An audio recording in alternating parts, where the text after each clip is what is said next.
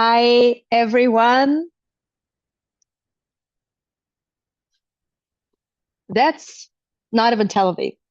This is Jaffa, right? The ancient part of Tel Aviv, a very old city mentioned in the Old Testament, the city to the port. Well, actually, the port where the Seder wood for the first temple of King Solomon were delivered from Lebanon, right? So that's the city where a really big, very important Egyptian invasion took place more than 3,000 years ago, and many, many, many other things. So this is the oldest part of Tel Aviv that had been there way before everything. And the Jaffa is now part of Tel Aviv, but for a long time it just stood alone, surrounded with the walls, with the fortress walls, like every medieval town, and around it were sand dunes and also orange groves. This is the colorized photo, I believe. Yeah, I think it's a colorized photograph uh, depicting Jaffa and some very few neighborhoods around it. That's most likely turn of the 20th century, and always you can see a little bit of the Mediterranean at the back. And we also know that in the 19th century, well, starting from 1517, the Holy Land was under control of the Ottoman Empire up until 1917. Easy to remember. Let me switch off the sound because we're not going to be needing that. And basically, the way we see Jaffa nowadays hasn't really changed much since the times of the Ottomans. Yeah, we don't see the walls, but in a nutshell, it's the same buildings, it's the narrow streets, alleyways, and a very, very different vibe. This is the video that I filmed standing already outside of Jaffa. And we remember, like in every old city, at some point, just it gets too, every small fortified city gets too small, gets overcrowded. And at a certain period of time, they just reached the point where it's no longer possible to exist within the city walls, and the city starts growing out of the walls. So eventually that happened in the second half of the 19th century. And plus with the Ottomans allowing pilgrimage and purchase of lands after the Crimean War, obviously this port started to experience just incredible uh, it was incredibly loaded with people, and the town was too small. And imagine just hundreds and thousands of pilgrims, travelers, and settlers docking at the port of Jaffa, and then people had to go somewhere, and that was an issue. That was an issue. We spoke about the American colonies, the German colonies arriving in the 19th century, and how difficult it was. And not only pilgrims, but also settlers would be coming first to the shores of Jaffa and would be staying first in the Jaffa. But this was exactly the time when the first Jewish settlers, we are talking 1880s, with the first wave of Aliyah, the immigration wave, which was largely caused by the pogroms in the Russian Empire. It doesn't mean that the Jews had not been living on this land before. We know that Jews had always lived on this land, as well as Christian population, and all, of course, the Arab population. So they were, and the land was called Ottoman Palestine as a region. So they were Palestinian Jews, Palestinian Christians, Palestinian Muslims, also Arab Christians. So it was just really diverse. But there was a great influx in the number of people coming, a lot of Jewish population from Eastern Europe, mainly the Russian Empire, obviously, just driven, well, just pushed by the pogroms and driven just with just one idea, finding a safe spot. And the city started obviously growing, and this is when the first neighborhoods outside of the walls of Jaffa started to emerge, Jewish neighborhoods as well. And well, this is the vibe of Jaffa, just in case. Before that we saw the postcard of Jaffa, and now we are approaching already the Neve Tzedek, one of the next, actually, well, the third neighborhood or the second, depending on how you count it, but one of the first Jewish neighborhoods outside of the walls of Old Jaffa, outside of Old Jaffa, and this is where the first settlers would be staying. It's not yet Tel Aviv even. Neve Tzedek was also a sort of a small town within a town, or maybe a village within just it was seen as a small village, but also just have a look at the location and how it is all planned. It looks like these buildings they look like walls because people still needed protection. And between Jaffa and between Neve Tzedek, it was just wilderness. So people needed to be surrounded with the walls that gave them a sense of protection. Because yes, it was dangerous outside of the city. That's true.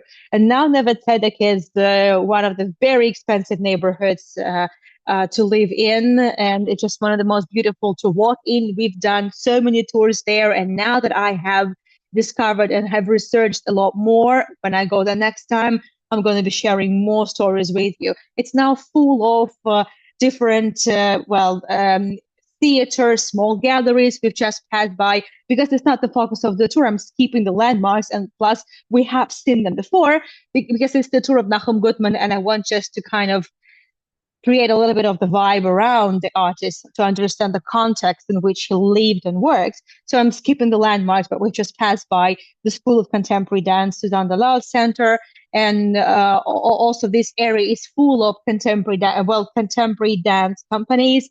But when the neighborhood was established, it needed schools. So the two buildings actually were schools for the Jewish boys and girls.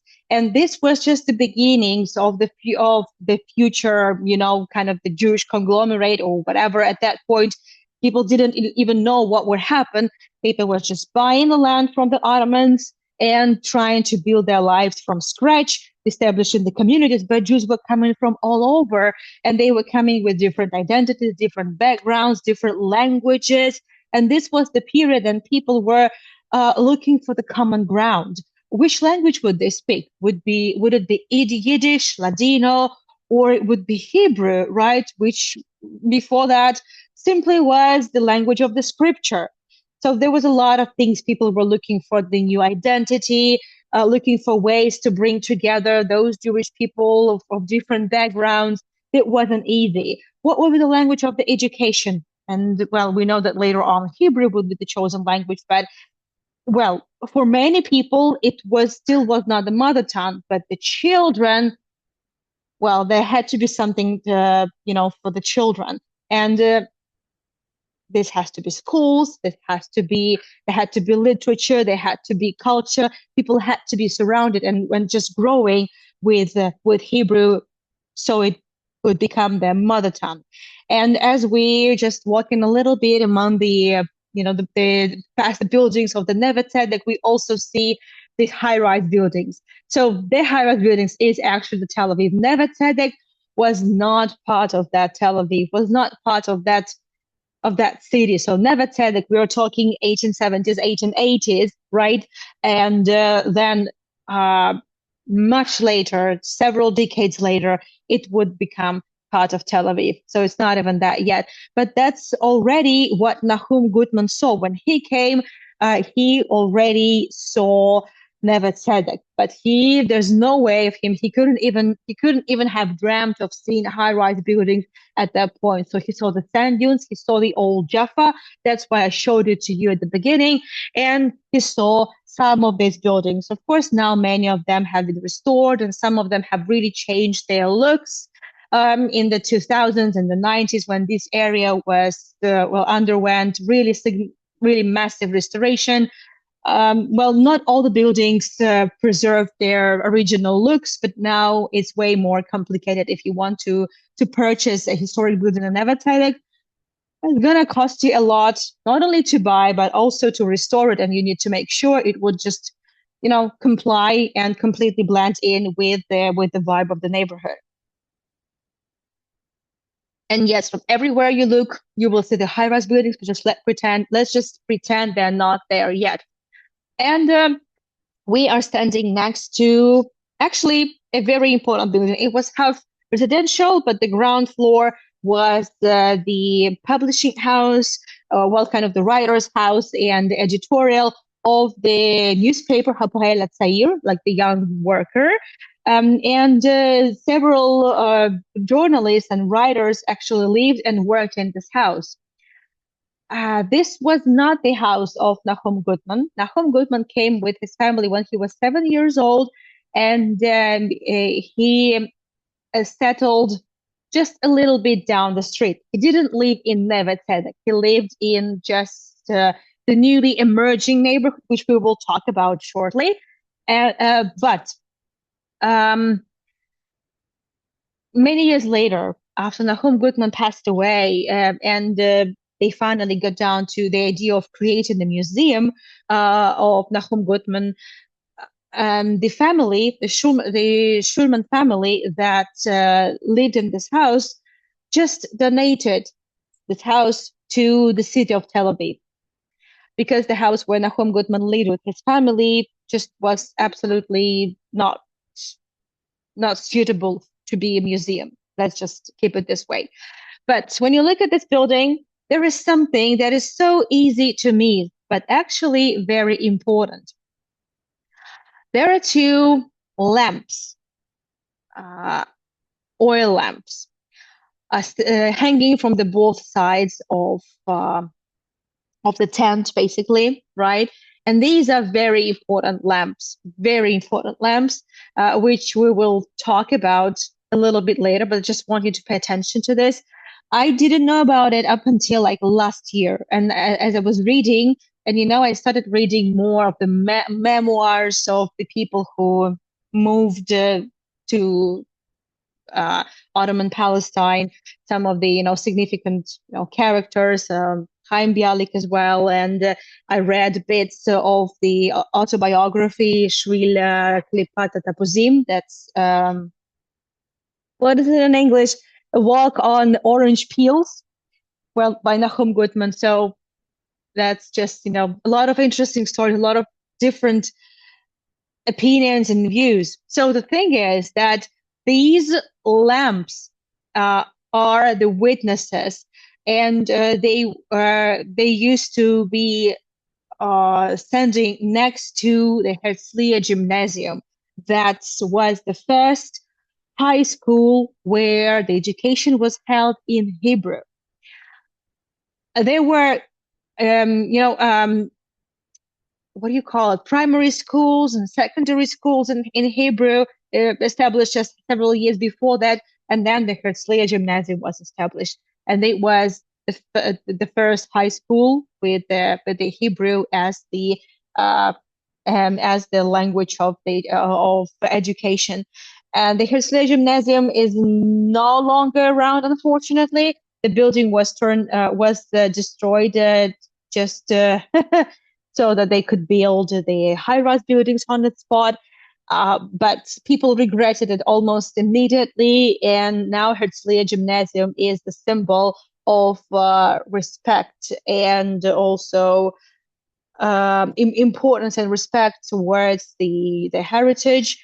It's now, the symbolic depiction of the Herzliya Gymnasium is now standing as a gate next to a school in Jabotinsky Street in the heart of Tel Aviv. But and the Herzliya Gymnasium is a very important symbol for of the foundation and the establishment of the new Israeli Jewish identity of the very old. Well, let's say it's the new because this identity, it unified the Jewish people in the diaspora. It was just not there because the diaspora was so diverse. It was dispersed around the world, and ever since the destruction of the Second Temple, it wasn't really there. There was no one Jewish identity. There were so many different identities. Yes, it's one and the same Judaism, but with so many different backgrounds of people just scattered around the world. So the Herzliya Gymnasium, educational facility with the Hebrew as their official language of the education, that was the symbol of the new beginning for this very, very old nation. So Nachum Gutman, 1898 and 1980s, when he was 7 years old, he came to the Holy Land. As I said, he was born in Bessarabia, at that time part of the Russian Empire, nowadays the modern, well, part of the modern Moldova. And when he was 3 years old, they came to Odessa, which is now in Ukraine, a big port city where the biggest Jewish population used to live. And then from Odessa, they came to Ottoman Palestine. And that trip, but he shared this in his memories, his memoirs. The um, the walk on the orange fields.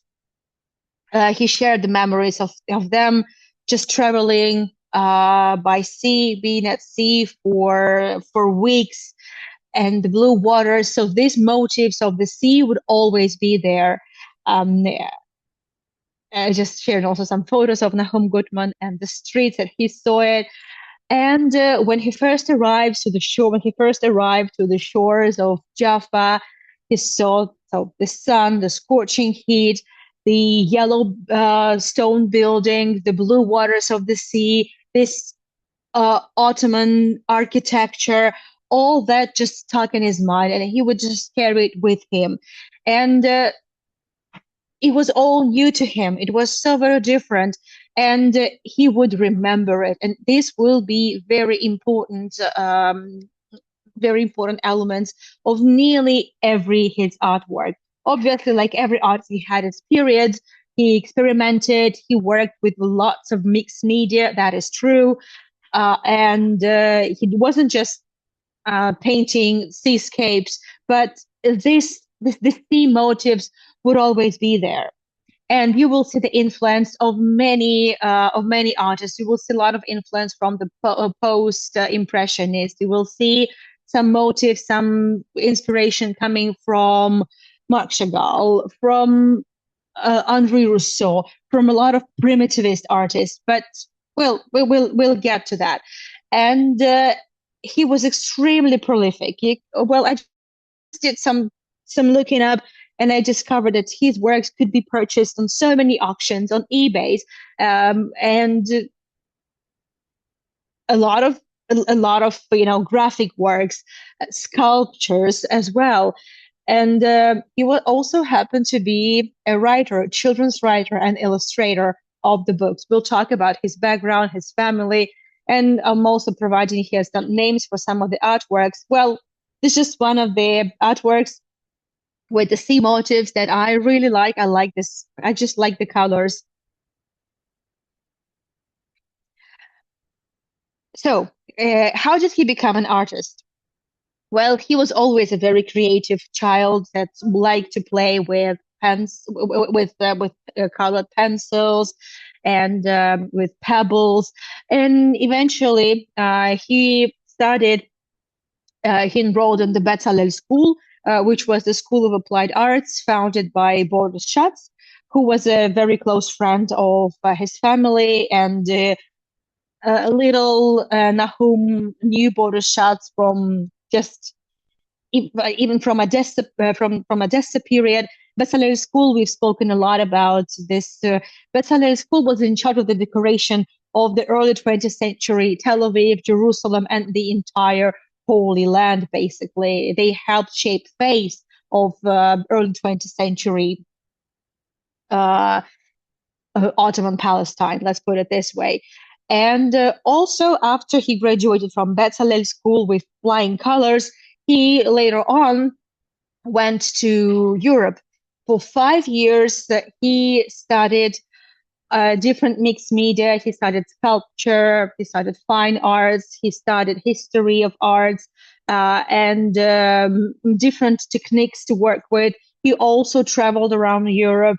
He enrolled for several internships in museums, and it all obviously found its way on paper. He would spend hours and days in museums. The British Museum was one of his absolute favorites. For several years he lived in Vienna, and he started in Vienna. And obviously he couldn't but have been influenced by the Art Nouveau architecture and obviously the Impressionism and Post-Impressionism in Europe. He spent quite a lot of time in France, and obviously he experimented with different palettes, with different colors and different media, and he works in different techniques.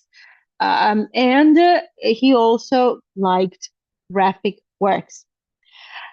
But why and how on earth did he become a writer and the illustrator of children's books?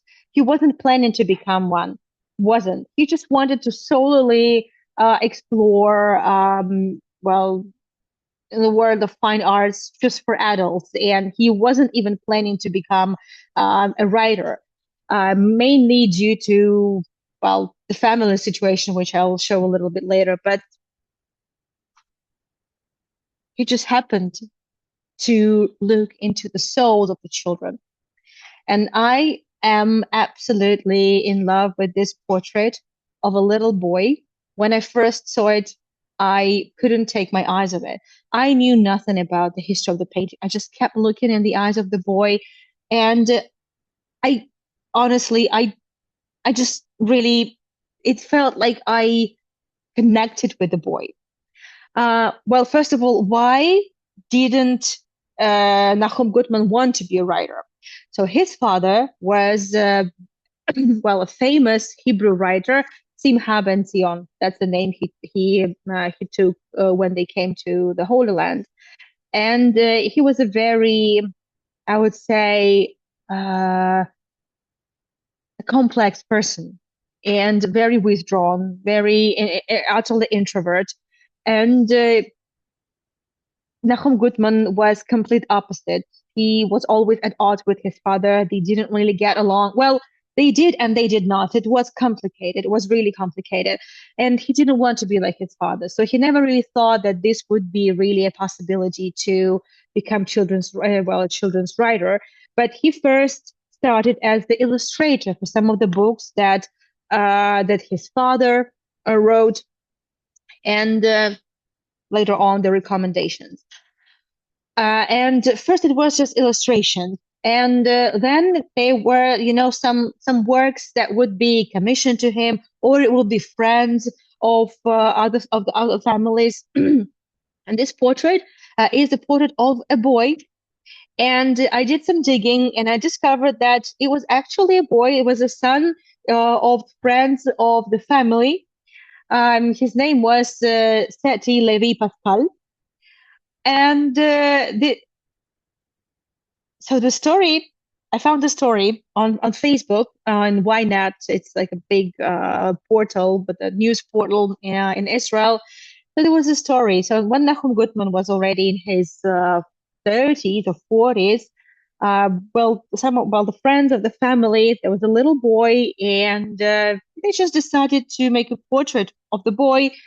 And it was first just an experiment, and Nachum Gutman wasn't even expecting much of it, but they just clicked, and he just was able to get the boy, sitting, and he started painting it, and then everyone actually liked the outcome.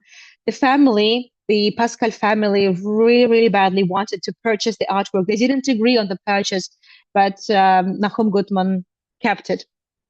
And then his widow then also would not really let sell the artwork. So, but the Pascal family really badly wants to keep it. And then the boy you saw in the picture, there's actually that man. Is that real? That is that boy. That's just crazy. And as I said, first it would be just the illustrations for the books that Simcha ben Zion wrote, and then it would be the illustrations for the colleagues, such as Chaim Bialik, of course, and some other writers. There were a lot of graphic works, a lot of illustrations, and it started just, a little side hustle. This is how Nachum Gutman was given first commissions. There will be a lot of illustrations to Nachman Bialik, of course, Chaim Nachman Bialik, a lot of illustrations. And because, well, this is the museum, visit just again in case you missed it for the report, and it's still available. I'm going to keep it available because these two tours are connected.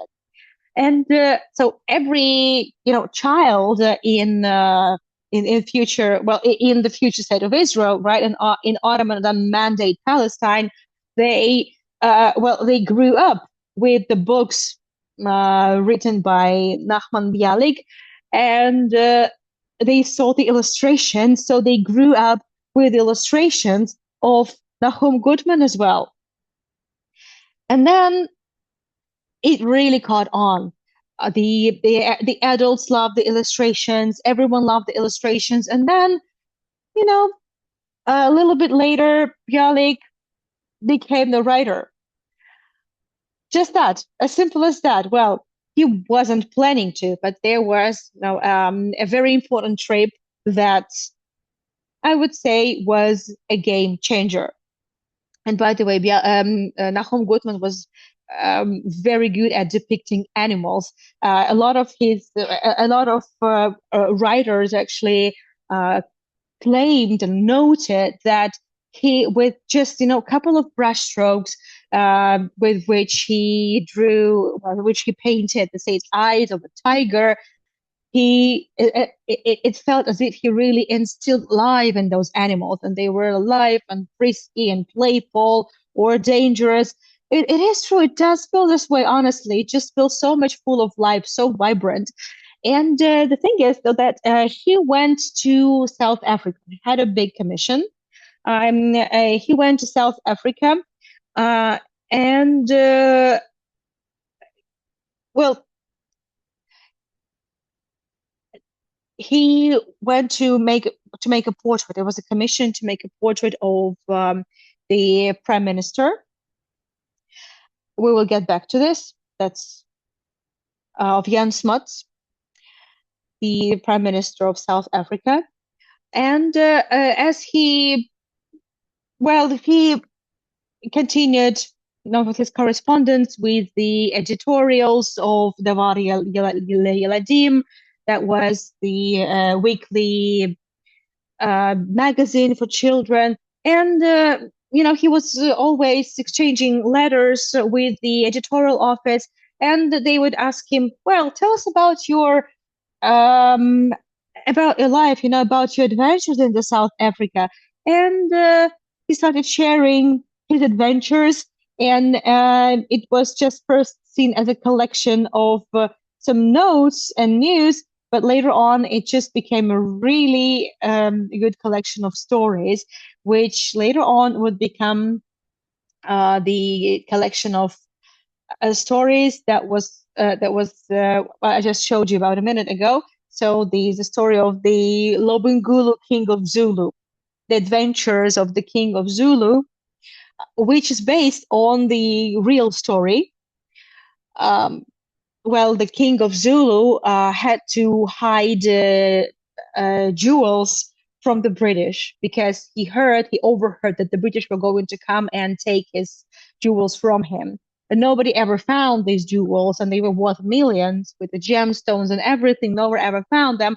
So, Nachum Gutman created really good stories out of this and illustrated it, and it was a bestseller. Honestly, that was a bestseller. And he also did the portrait of Jan Smuts. It was good, and these stories are still among the bestsellers and one of those must-reads for every kid in Israel, and not only. They're really fun, and they are translated in so many languages, but of course they were written in Hebrew. And that's what was important at that point, still very, very early. It was still before the state of Israel was even established. It was so important that kids read in Hebrew, and parents read them in Hebrew as well. But so I just said that it was still the time, it was still way before Tel Aviv would be established. Well, I mean, the state of Israel would be established. So what's going on here? I'm going to go back just a little bit over here. So again, it's like ink on paper, graphic works, the speech I never gave, and also next to it, next one we will see the Achuzat bite. Well, these artworks date back to 1960s, 1950s. Well, obviously by that time, the Israel had already been born, but they were, topics. They were, things that remained with Nachum Gutman and just carried with him his entire life. Because he actually witnessed the establishment of the state, he witnessed the construction of the city. And what is this Ahuzat Bait? So Jaffa, one thing, ancient city. So the first immigrants come, the city starts, the Jewish population start leaving the walls of Jaffa, and they establish Neve Tzedek, right? So the abode of truth. That's what Neve Tzedek actually means. And then Neve Tzedek, next to that, when Neve Tzedek had already been, well, full, but new immigrants were coming, they kept coming. Another neighborhood was established right next to Neve Tzedek. And that small settlement, which is several dozens of families, was called Ahuzat Bait. We are talking late 1890s, early 1900s. So Ahuzat Bait officially was established in 1909, and just next year, it would become Tel Aviv. And what you see in this illustration, you see the road, you see some buildings from both sides of it, and you see Herzliya Gymnasium. You can see it clearly, the building of gymnasium, and behind it, you see the sea, and you see the ships. And Jaffa should be a little bit to the left, but it's not even in the picture. And you see all these people. So Nachum Gutman actually witnessed he had Neve Tzedek had already been there. That was his like stomping ground. That's the Herzliya Gymnasium. That's the photo. And he actually saw this Ahuzat Bait neighborhood raising from the sand dunes. There was nothing. People had to be bringing construction materials and just driving away, carrying away the tons of sand by themselves in just small carts, and barrels. And you saw it, you witnessed it being constructed. I'm just showing the photographs of what it looked like. And it's just,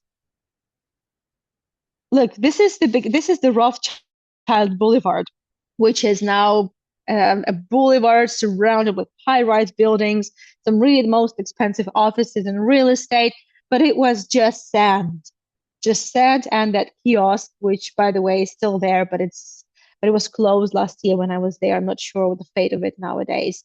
So 1909, this Ahuzat Bait, just several dozens of families standing on in the desert, in the middle of nowhere, knowing that this would be the plots of land where they would start building their household. And Ahuzat Bait actually means kind of the union of households. That's basically what it meant. And then just a really dozen years later, it already looked somewhat like it's the Rothschild Boulevard, which I will show you in the videos, and you will see how the area has changed. Actually, over less than a century, honestly, just several decades. And yes, so we'll see a lot of artworks related to the life, the beginning of Tel Aviv. So 1910, 1911, the beginning of Tel Aviv. It's like the first Jewish city, but still that's it's still the Ottoman Palestine. It's still just the part of the Ottoman Empire. It's not even the state of Israel. That was the beginning of something big, but they had no idea what it would be. And again, people were coming with different backgrounds, and they were trying to build one state, speaking one language. And obviously and they embraced the backgrounds of the countries they were coming.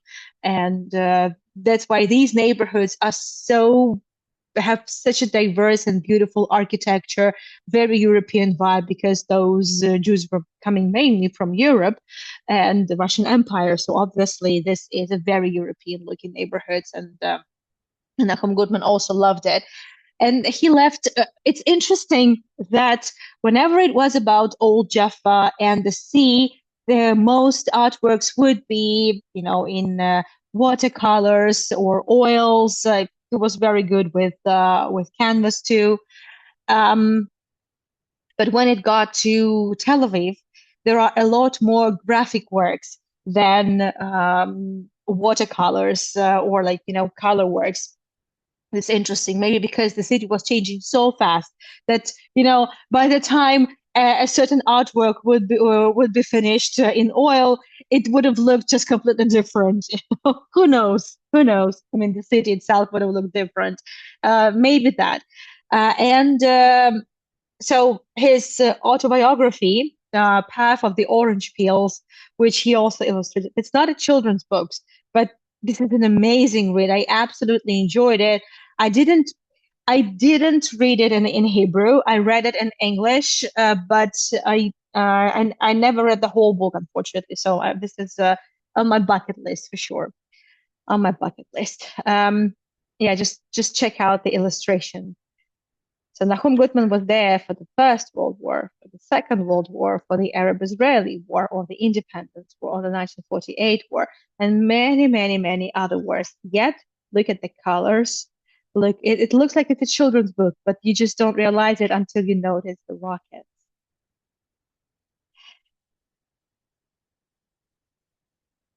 Yeah.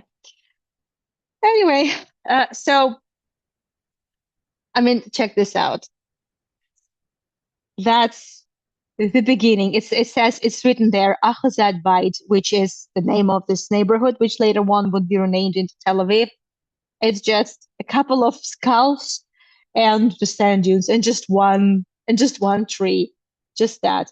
There is something I wanted to show you. Well, let's stop here for a second. You can recognize that's the Ahuzat Bait, right? That's the Herzliya Gymnasium and then the future Rothschild Boulevard just over there. What's going on? And you see the sea, you see Jaffa, and there is the sun added later, like saying, and you can see the windows, you can see the doors, sealed. What's going on?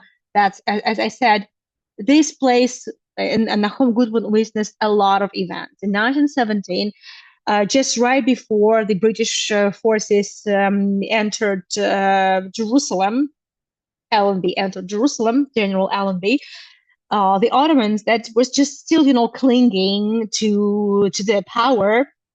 It was just the last months of the Ottoman Empire and of Ottoman Empire's existence.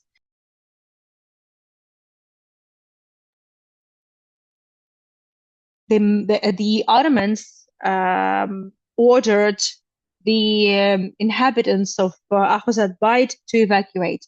Everyone was exiled, and the people just closed their homes, sealed the windows, and left. But they were allowed to stay a small group of young boys that were just making sure that nothing would be stolen. And Nachum Gutman was one of those volunteers. And he remembered in this book, The Path of the Orange Fields, Shvila Klipat Tapuzim, he shared the memories. So they had the keys from every house, and those were beautiful houses. And they could just take any book from the shelf. They would lie on the floor and read the book to each other. And it was quiet. There was no one around, and the world was their oyster. So he just remembered that.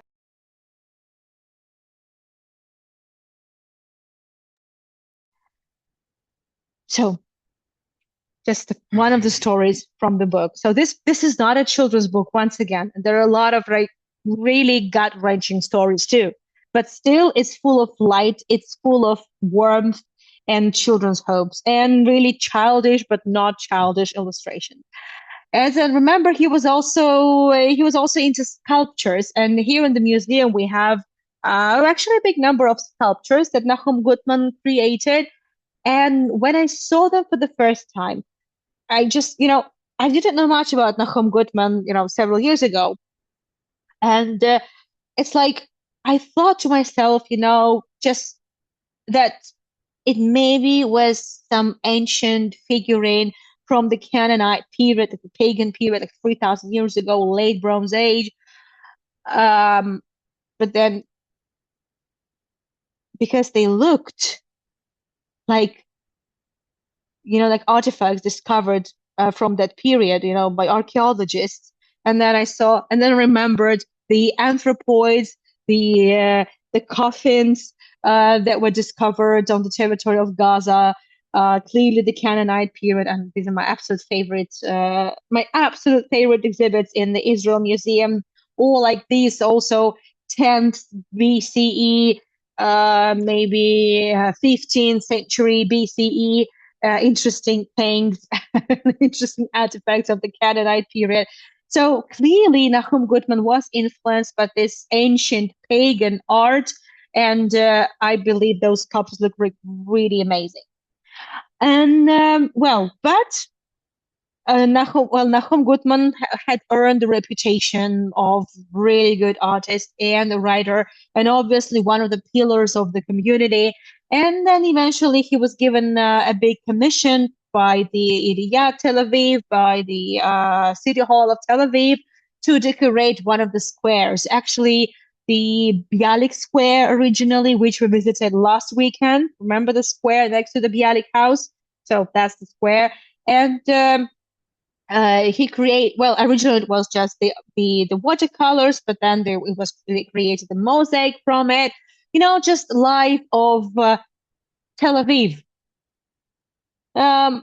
Just the vibrant architecture. You can see a lot of still Ottoman motifs in it, and you see people doing their things. You can see the sea, you can see the ships, people building. You see they're constructing, building something new, because Tel Aviv has always been, it still is like one big construction site, honestly.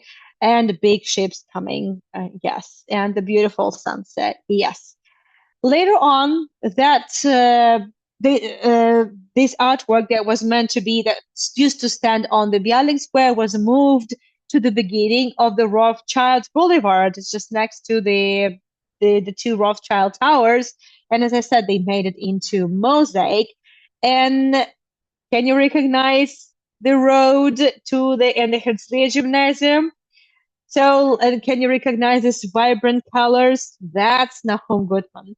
And basically, on this fountain, which was so, I would say, in a very clever way, placed at the very beginning of the Rothschild Boulevard. This was the beginning of Ahuzat Beit and then Tel Aviv. They just placed the whole history of the Holy Land from the very beginning, from the Canaanite period, with the different episodes from the life. I'm not going into details now because this is not the history tour, and it would take me just another 30 minutes to just comment on the things. But those are different episodes, different places, locations in the entire Holy Land where important events for the history of the Jewish nation took place. And some of the places we can easily recognize. Some, but probably going to take us some time. But I will just point maybe a few of them. That's old Jaffa with the walls, that's, for example, the arrival of Napoleon to Jaffa in 1799. You see a lot of people, you see a lot of blood because Napoleon massacred about 3,000 of Ottoman officers. We know that story. You may remember me mentioning this in one of the tours, that I've done a number of them in Jaffa. Or how shall I put it? So Jaffa being the city this one is interesting. So we know that Jaffa, which had been a very important and always a thriving port. The Canaanites became the pagans that had been living here 3,000 years ago, more than 3,000 years ago. They controlled big section of the Via Maris, the sea trade route, and the Egyptians couldn't stand it, so they invaded the Jaffa. But how? They sent huge baskets full of gifts from the pharaoh, and then at night Roman soldiers jumped from the baskets, and this is how they invaded and took over the small Jaffa Canaanite city. Just a few things, just a few episodes from the life of Tel Aviv, right, and Jaffa and these lands, and then also when the Rothschild Boulevard was finished, Nachum Gutman was given another commission to illustrate the bas relief for the fountain. And what you see, again, you can recognize maybe just the little pattern and the way the figure and the figure, human figures are shaped. So you can see people, workers, right? Digging, constructing, carrying stuff, pushing barrels loaded with sand. You can see that. The next level, you see Herzliya Gymnasium and small cottages placed next to it. So this is what Nahum Gutman saw. But the third level, the high-rise buildings, he didn't see at that point. He didn't see it at that point. There were still no high-rise buildings, but he foresaw it. And well, he actually was very right. He was very right. So he kind of predicted the future of Tel Aviv. And yes, now Tel Aviv is just the city, the Ir Lelov Saka, the city without a break, the city that never stops. And yes, it's the Silicon Valley of the Middle East. And that's just, a very refreshing fountain on the Rothschild Boulevard. So this, I filmed it last year. You see these high-rise buildings.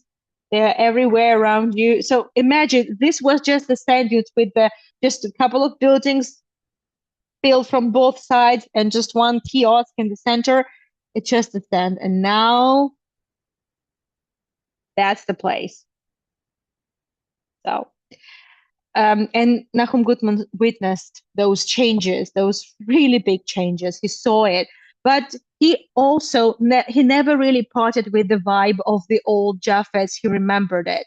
Well, he created a lot of illustrations, by the way. He created a lot of illustrations and a lot of books and stories for the new immigrants. This was a very important part of the adaptation of the new immigrants, and trust me, that's absolutely essential. So he did a good job in that as well as just, especially for children, especially for children.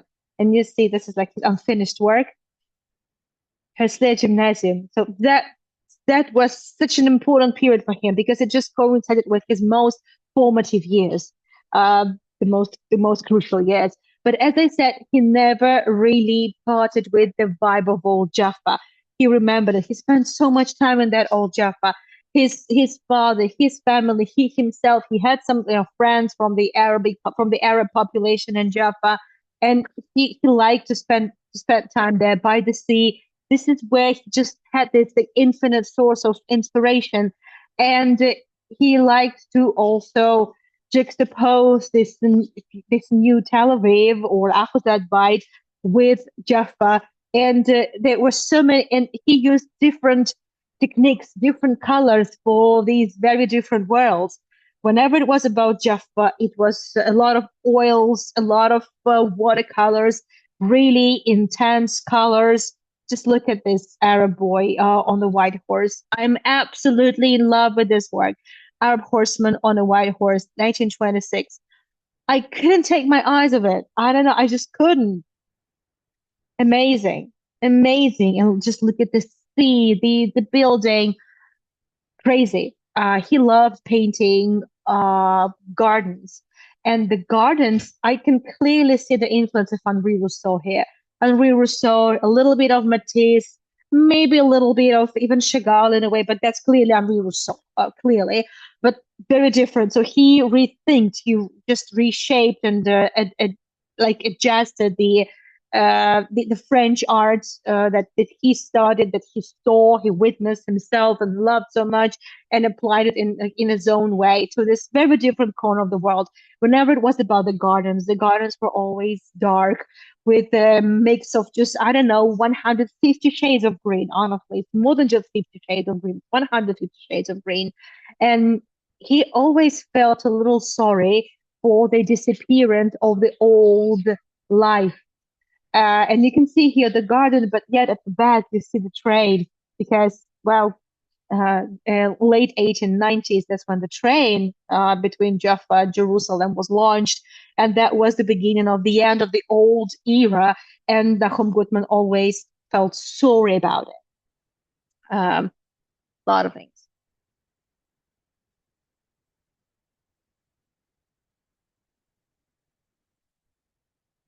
Very emotional. Like it's just the vibrance of the colors. So it's simple, a bit primitivist, but not simple. I believe that Fauvism also influenced him, of course. It couldn't, but I mean, again, the gardens. So these gardens are really full of magnetism, of some enigma. There was something there, and carriage in a citrus grove, because the citrus grove, right? Now you can see all the citruses everywhere. The famous Jaffa oranges. Well, and yes, the women. This is giving me Henri Rousseau vibes as well. It is, but in a different, like it's like the Middle Eastern version of Henri Rousseau. And you know what? Nachum Gutman was so versatile, and his art was so diverse. And I know I am already about to overrun, but I'm gonna make maybe about 10 minutes because I just get carried away. Sorry for that. Um, yeah. So Nachum Gutman, well, being a children's writer, the illustrator of children's books, and basically the biographer of Tel Aviv, he also created a series of erotic paintings and graphic works. And this was quite unusual because, well, in general, Jewish artists, you know, it was prohibited to depict human beings for so many years, and like, well, no, it's still really not that recommended, right? And then just becoming an artist, and then becoming an artist painting humans, and then also just erotic works. That was something really um serious, but look at this. This is the photo I took next to the museum. There is a small bookstore, and you can't really find these erotic series in open access. I tried looking, I couldn't find anything. I looked up in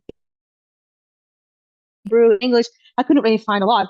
But I just remember I took some pictures in the shop. So that's just one of those women, and usually those would be women in the garden. So like enigma, a little bit of eroticism, but nothing like too dodgy. But it's just like looking already too dodgy for those times. And that's his self-portrait that you can find at the museum. But there are actually several portraits, but there's only one in the museum that I captured. And well, this is the iconic work, Madonna of the Galilee, which is in the north of Israel. Galilee, an important region also for Christianity, right? We all know that. Um, Madonna of the Galilee. That's okay. Let's go back a little bit. So we see here an Arab woman sitting with a child on her lap, and the child is looking very European, really not looking like an Arab boy, right? And it's all next to the views of Galilee, some mountains, fields, the Sea of Galilee, the forests.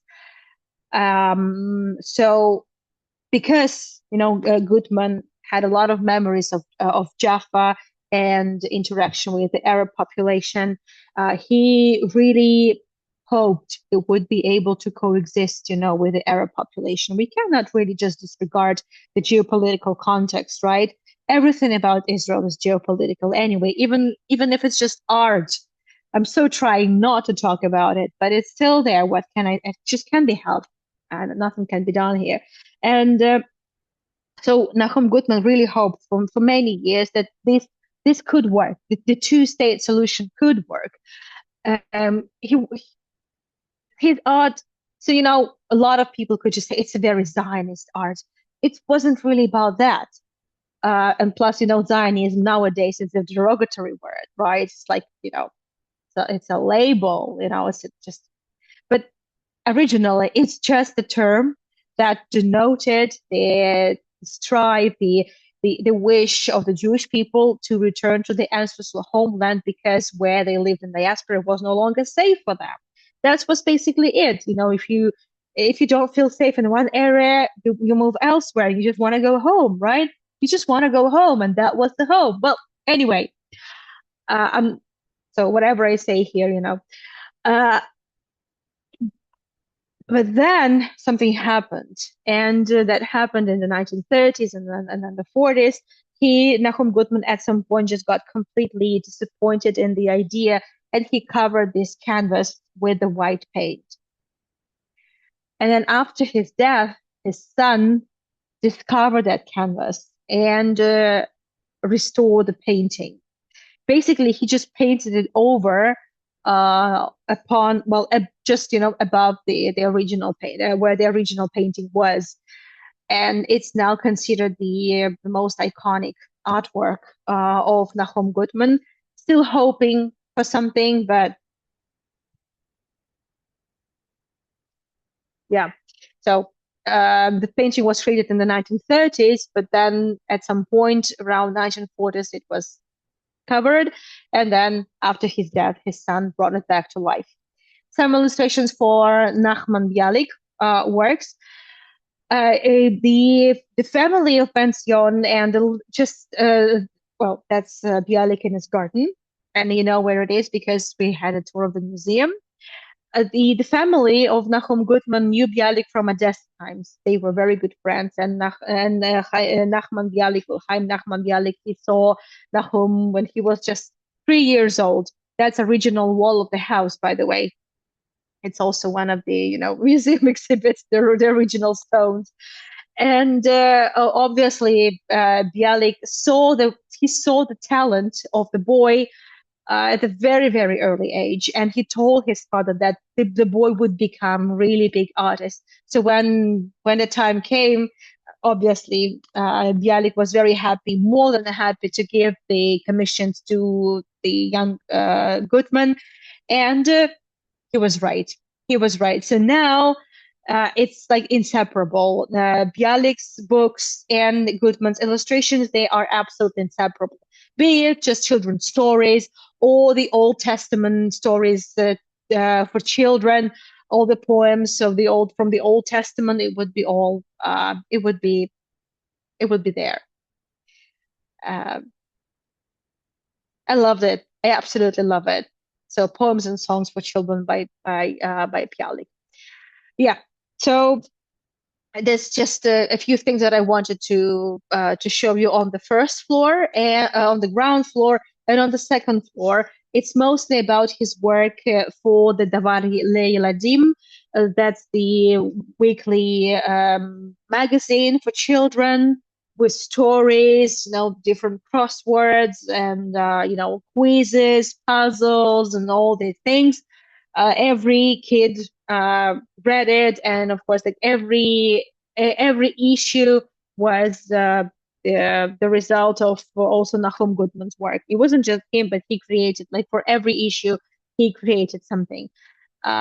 So this is like the recreation of the office of Davar Le'Yeladim, and there would be different stories published, not just Gutman's, not just Bialik's, but a lot of Israeli artists would be published there. And if your work was published in Davar Le'Yeladim, that's it. So you accomplished it. That's it. You did the right thing. And we have some more sculptures created by Gutman.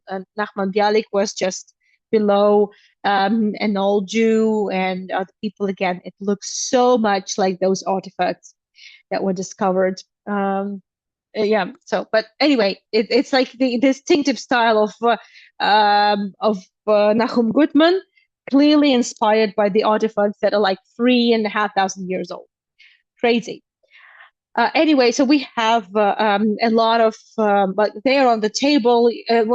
Actually, that's meant for kids.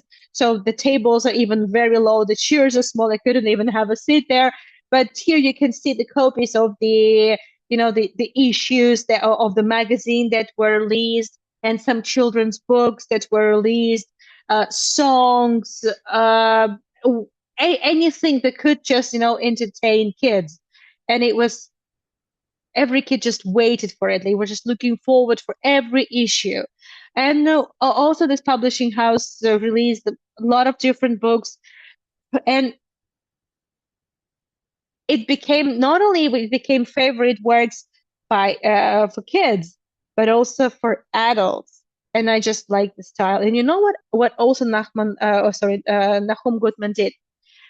That's interesting, by the way. He also adjusted, kind of localized some stories that, for example, were written by Bialik. Because Bialik, some of the stories, when Bialik came, a lot of the stories had already been written, or he drew his inspiration and he, plays the characters. Gutman, I mean, Bialik, not Gutman. He plays his characters, in the town that looked more like Odessa, or the children or people were dressed, not like in Israel. Well, I mean, like Tel Aviv, but like in Odessa. And you know what Gutman did? He just localized. He dressed people the way they would be dressed here, or like the streets where the characters lived, everything. So he would also localize it and make it familiar to the children and to their parents, and just not to just to avoid this kind of the incongruity and this like dissonance.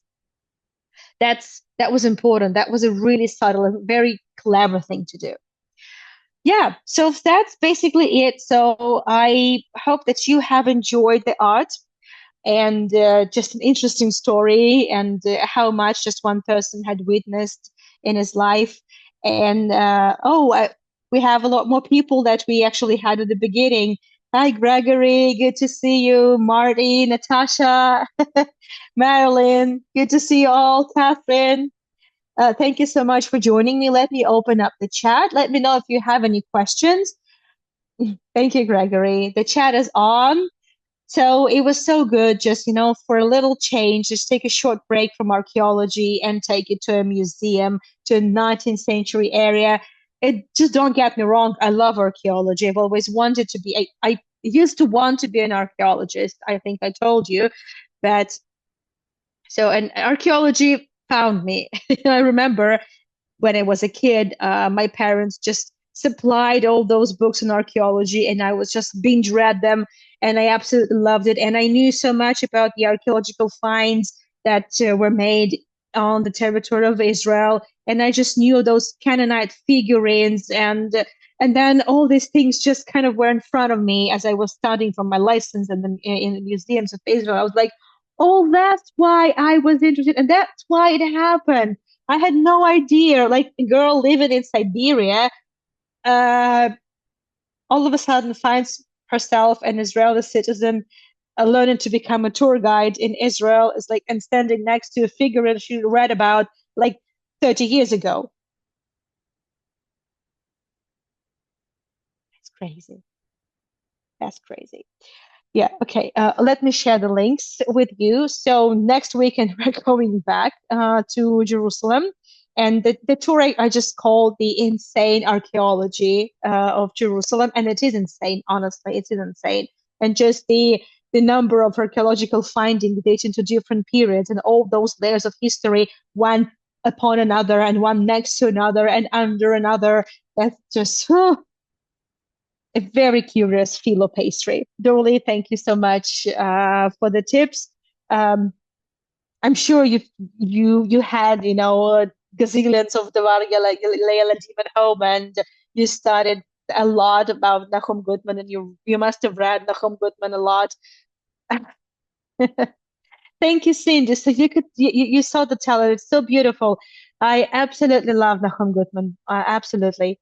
It's lovely to learn about new artists and their lives. Thank you, Anna. Thank you, Natasha. Thank you so much. Maria says, thank you so much for introducing us to another interesting artist. Shavua Tov, dear. So Marilyn says, so glad you did this tour. I'd love for you to do more tours about artists. Marilyn, for sure, absolutely. Well, even like I did the tour of Israel Museum that has a big section of artworks as well. kind of have a couple more museums that I actually filmed but never really got around to. I mean, in Israel, I'm not even mentioning St. Petersburg, so obviously that as well. Definitely will be more artists. Yes, it was so familiar. I have Bialik's book, Shirim, Ufizmanot Leiladim, of course. Every I think every adult, every kid, well, be it adults, kids, everyone must have a book, by Bialik, and it must have been illustrated by Nachum Gutman or maybe a book of Nachum Gutman. Of course, it's like the staples. It's like, the first books, one of the first books, a kid reads. Yeah, for sure. And the children are read these books as well as they grow up, of course. Yeah, yeah. So, thank you so much, everyone, for joining me. I've enjoyed putting this together. I've enjoyed, reading more about Nachum Gutman. Obviously, it's not everything I was going to share with you, but the time is up. And I need to read to Grisha as well. Thank you for joining. Thank you for your support. I'm glad you have enjoyed it. Um, uh, that figurine was waiting like forever for you to find her. Yeah, Gregory, exactly. He was waiting forever for me to. Did Grisha read his books when you were on Israel? No, he didn't. No, no. And I don't think they even read it at school. Well, maybe a little bit. I'm not sure. Maybe they read it at school, but no, I didn't read any of that to him. Back then I read to him about the Crusaders and Mesopotamia and the Canaanites because it was also studying this. And then also we read the books we took with us from Russia because this adaptation period was so difficult. It was so hard on him. Um, Actually harder than it even seemed. And we even realized that at that time. We didn't realize it at that time, but it wasn't easy on any one of us. Yeah. Thank you, everyone. I would appreciate your support. You could leave a PayPal donation. You could buy me a coffee. The links are all there. Thank you for your interest in my tours, no matter where I take you, no matter what I talk about. And thank you so much for being so open-minded and uh, curious, for knowledge and for things that I show you. It really, really means a lot to me. Thank you so much, everyone, and I'll see you next week. Next weekend, we're hoping to have some really special one-off tours with my mom-in-law, who is coming soon, Emma, and we will be traveling together, and we'll be putting some things together. I will keep you posted, but my Staples weekend, I'm not going to be leaving you without tours. That's for sure. Thank you, everyone. Thank you so much, and bye bye. Have a great week ahead.